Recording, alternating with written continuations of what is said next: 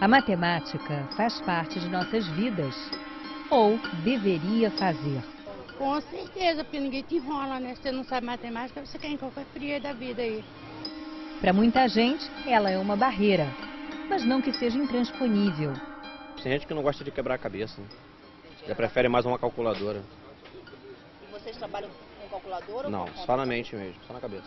Nesse segundo programa especial sobre matemática, nós vamos mostrar que cabe a professores, diretores de escola, responsáveis por políticas públicas, pais e alunos, o empenho na superação do medo da matemática.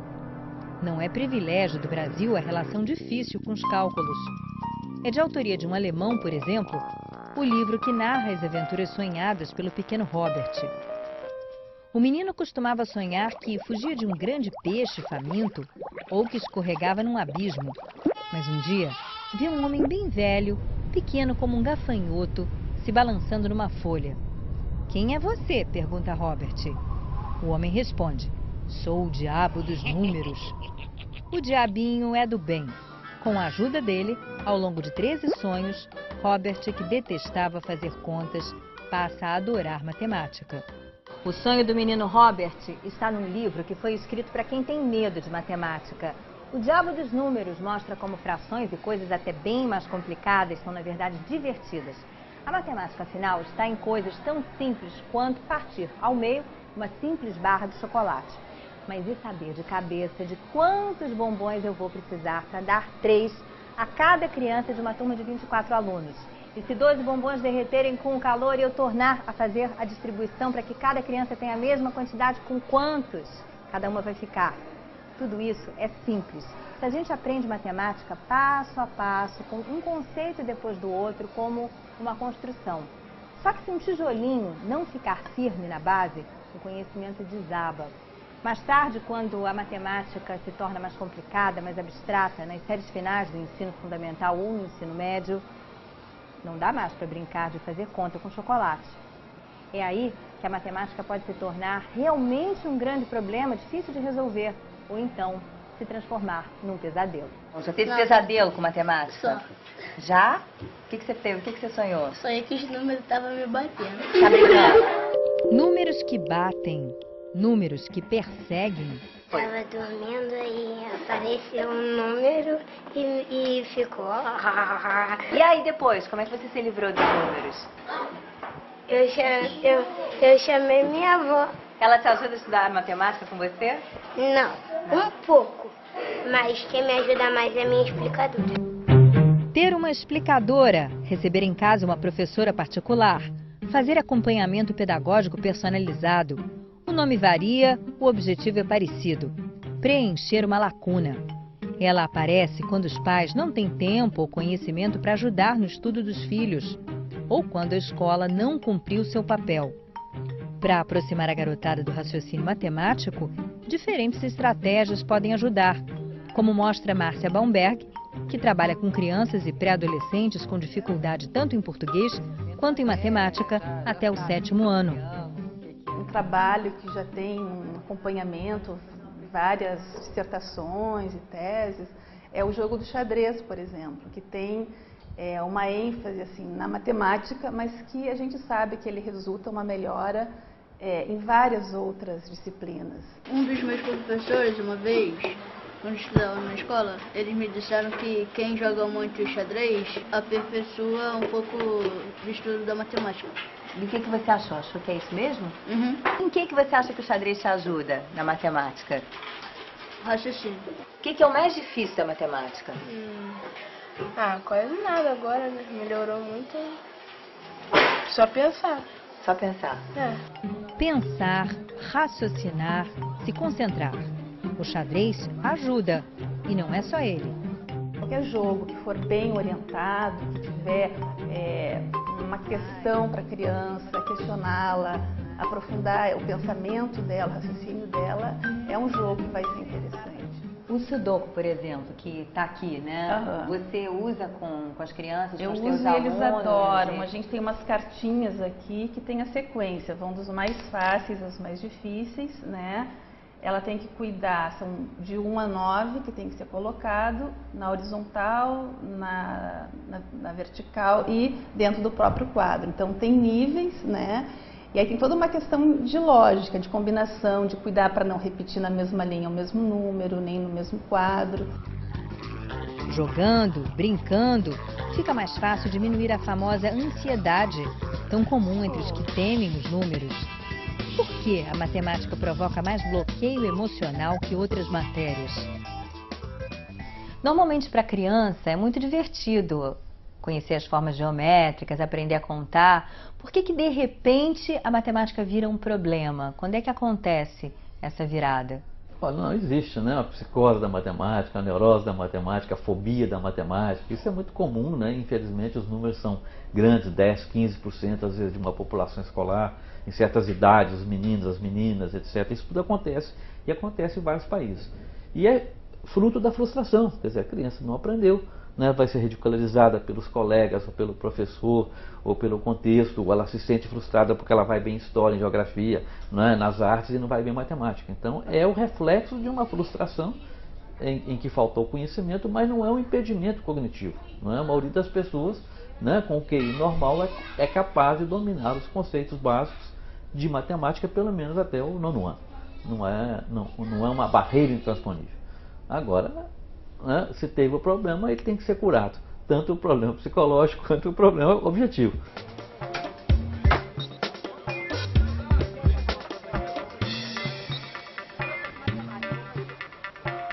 Cada saco é R$1. Aí você, por exemplo, 2 sacos de batata dá R$2. Aí vai dependendo de cada saquinho, tudo é R$1 e a gente vai colocando na bolsa e vai contando para os fregueses. Nisso, no dia a dia, você também usa matemática, né? Você vai comprar 1 quilo de batata, quanto está o quilo, e você tem que fazer uma conta mais ou menos, então sempre usa a matemática sempre. Um dos antídotos para frio na barriga, para a barreira mental, pode ser um remédio antigo, o velho e bom dever de casa, mas nem todo mundo faz. Você faz o dever de casa direitinho? Mais ou menos.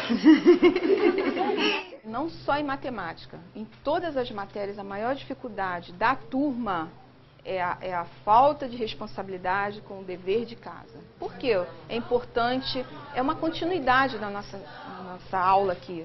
E a matemática tem isso, tem essa coisa do dia a dia, de todo dia chegar em casa e repetir o que foi dado, o que foi falado, o que foi estudado. O aluno não está mais com esse hábito, né, de estudar. Como é que se muda isso? Com os pais, talvez? Conscientizando os pais? Conscientizando os pais. Conscientizando os pais. É um trabalho que nós temos que fazer junto com a família. O que acontece quando os pais não estão por perto, na escola? Nessa aula, tudo parece que vai bem. E aí nós hoje vamos continuar com o sem. Pode ser a nossa presença que deixa os alunos querendo aparecer bem na fita e, portanto, compenetrados, ou não. A professora tem o domínio da turma. 2 inteiro, material dourado. São quantas plaquinhas? Propõe as tarefas, o pessoal participa. E o mesmo acontece no outro colégio. O que você vem fazer aqui na quadra hoje? Medir a quadra. Medir a quadra para quê? Nessa experiência fora da sala de aula, em que a matemática é aprendida em plena quadra de esportes. Por que vocês não gostam de matemática? Por que você não gosta de matemática? É muita informação para você aprender. O que é mais difícil para você em matemática, de tudo que você já fez até hoje? Fração decimal.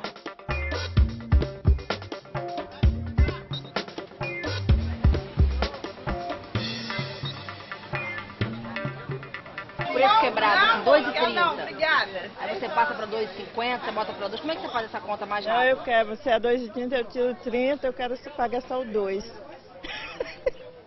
Eu não gosto muito de fazer os quebradinhos, não. Até gente que ganha a vida com os números, quem diria, já teve seus maus momentos com eles. É o caso de Daniel Willingham, PhD e professor da Universidade de Virgínia. I think it's very difficult to enjoy work that you don't understand. You feel like you're merely memorizing, and And this is actually how I learned mathematics as well. And I was pretty good at it. I was pretty good at memorizing the formulas I was told to memorize. And then I would see a problem. I'd say, oh, I know I'm supposed to use this type of formula. But I didn't know what I was doing. And I did not enjoy mathematics at all. And it wasn't until I was a professor and started teaching statistics that a lot of things came together and I really started to understand things conceptually. Hoje, a matéria que Glória mais gosta de ensinar é matemática. Mas antes, ela também teve problemas. Sim. Por incrível que pareça, matemática não... Eu também senti medo, também senti aquele frio na barriga, na matéria. Tive muitas dificuldades de matemática. Eu não sei se foi por isso que eu corri atrás. E aí eu tenho que vencer essa barreira. E estou conseguindo. Estou conseguindo. Em que você teve dificuldade em matemática? Olha, quando começou a matemática a trabalhar com equação. Porque entrou número com letra. Aí caramba, eu tive uma formação que eu não conseguia entender por que letra entrava junto com o número. A álgebra, com as tais letras e números, só entra em cena mais adiante no ensino fundamental. Antes dela vem coisas mais simples. E para ensiná-las, o professor deve dominar bem o feijão com arroz da matemática. O que acontece? Nos últimos anos, todos esses estudos que você está vendo sobre currículo em geral, sobre educação, têm mostrado que no caso da matemática, é muito mais importante um professor, sobretudo nas séries iniciais, conhecer bem a aritmética do que ele ter graus mais avançados. Quer dizer, o professor ter mestrado ou doutorado tem menor importância se ele não sabe bem a aritmética e se ele não sabe bem a linguagem de ensinar aquilo. Era importante o governo entender essa questão e reformular os currículos de formação para que o professor aprenda bem a matemática elementar, que é relativamente simples e ensinável, e assim ele poderá ser o melhor professor. Isso parece que funciona na Escola Municipal Francis Haime, no Rio de Janeiro. Basta olhar para a quantidade de troféus que o colégio acumulou nos últimos anos em Olimpíadas de Matemática. A diretora sabe da importância de coordenar, de guiar os professores no caminho certo. O grupo de professores é muito unido, trabalha coletivamente, entendeu? Trocando atividades, trocando informações. Os professores dos anos finais recebem os professores dos anos iniciais para determinarem, olha, a gente precisa que você chegue até aqui, porque daqui para frente é por nossa conta. Então, há uma divisão dentro da matemática, entendeu? O que eles precisam nos anos finais que seja mais cobrado, eles avisam os professores dos anos iniciais. Mundo afora, existe o que ainda falta no Brasil: êxito em escala nacional. Conversamos sobre o assunto com o Prêmio Nobel de Economia James Heckman. Heckman ficou conhecido por propor que a educação pré-escolar seja tratada como coisa séria. Diz que cada real ou cada dólar aplicado numa criança de jardim de infância corresponde a R$300 ou dólares em retorno no futuro. É o tipo de investimento que permite ao país dar uma virada, tal como a que aconteceu na Coreia do Sul, um dos casos mais impressionantes de avanço em educação no século XX. Korea is a country where there's been a huge investment in education. 40 years ago, the Korean educational level was very low. In one generation or two, they've actually increased the level of education so that virtually everybody was high school educated. Korea was one of the poorest countries of the world 40, 50 years ago. After the Korean War, the Korean people were devastated by the war. They wisely made the decision to invest in the education of their people. Now you have a very educated workforce, a much more equal society, and much more of an opportunity society where children, there may be other problems, there's probably too much emphasis on tests and so forth. But the fact of the matter is that these children and these people now have boosted themselves up in one generation. It's amazing. Mas ele explica que não é preciso copiar os coreanos. Há, segundo ele, boas iniciativas em educação em várias partes do mundo. I wouldn't pick a country so much as the schools within countries. There are better practice and worse practice. So I don't think it's a question that a single country system is universally better. I think what you would want is to have a system maybe that was more comprehensive in the sense of incorporating other features of the environment, like healthcare, like I mentioned cognitive stimulation, and maybe working with the parents in a way that actually would motivate them and educate them and get them to kind of participate in the education of the child.